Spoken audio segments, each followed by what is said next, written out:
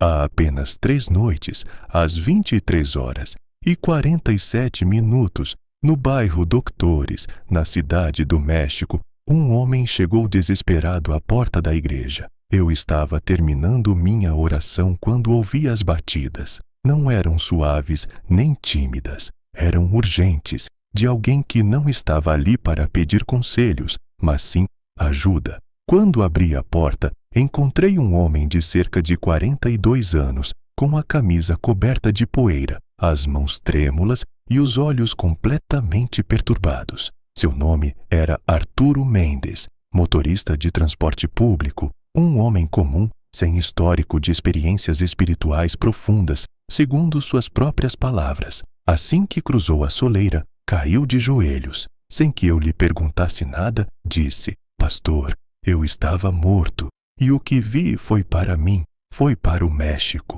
2 de nós o ajudamos a se levantar e a se sentar. Sua respiração estava ofegante. Tentou falar, mas os soluços o interrompiam constantemente.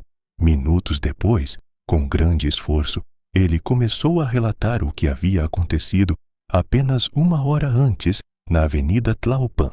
Ele dirigia quando sentiu uma dor aguda no peito, como se algo o estivesse perfurando. Perdeu o controle, subiu na calçada e bateu em um poste. Testemunhas chamaram o serviço de emergência. Quando os paramédicos chegaram, Arturo já não tinha pulso. Foi declarado em parada cardiorrespiratória. Colocaram-no na ambulância e iniciaram as manobras de ressuscitação. Mas por vários minutos, seu coração não respondeu. E é aí que tudo muda. Arturo me contou que naquele momento não sentiu escuridão nem medo. Sentiu silêncio, um silêncio profundo e absoluto. De repente, como se tivesse sido arrancado do próprio corpo, viu-se de cima, deitado na maca, enquanto os paramédicos lutavam para reanimá-lo. Mas o mais chocante não foi isso. O ambiente ao redor começou a se transformar. Ele não estava mais na ambulância. Ele estava em um lugar onde tudo era luz, mas não uma luz comum. Era uma luz viva e intensa que não cegava, mas penetrava. Então, ele ouviu, não como uma figura indistinta, nem como uma sombra, mas como alguém real. Arturo tremia ao dizer isso. Pastor, era ele. Eu sabia que era Jesus. Ninguém precisou me explicar. Ele descreveu seus olhos como fogo, mas não de julgamento imediato, e sim de verdade absoluta. E a primeira coisa que o Senhor lhe disse não foi sobre ele ou sua família, mas uma frase que o marcou profundamente. Veja o que está por vir sobre a sua nação. Naquele momento, a cena mudou. Ele viu o mapa do México, mas não como o conhecemos. Ele o viu vivo, como se estivesse pulsando. Naquele mapa, 5 pontos apareceram e começaram a escurecer um após o outro, em sequência. Cada ativação era acompanhada por uma pressão em seu peito, como se a própria terra estivesse gemendo.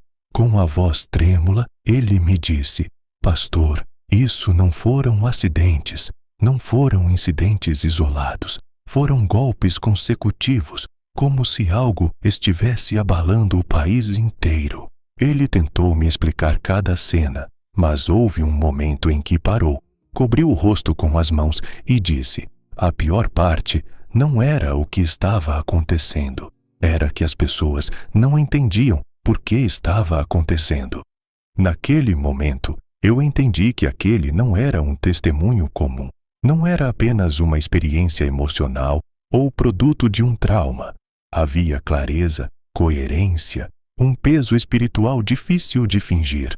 Quando terminou, ele segurou meu braço com força e disse: Pastor, diga a eles para se prepararem, porque isso não está surgindo do nada, isso já começou.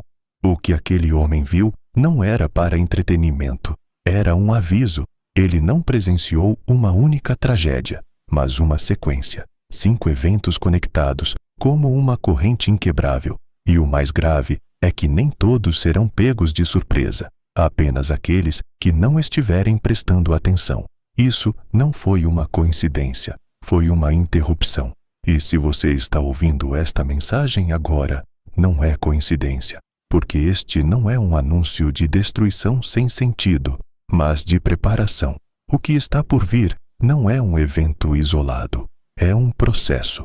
O México entrou em uma fase em que os eventos não serão acidentais, mas sequenciais. Cada um abrirá a porta para o próximo. Não é o fim, é o começo de uma transformação.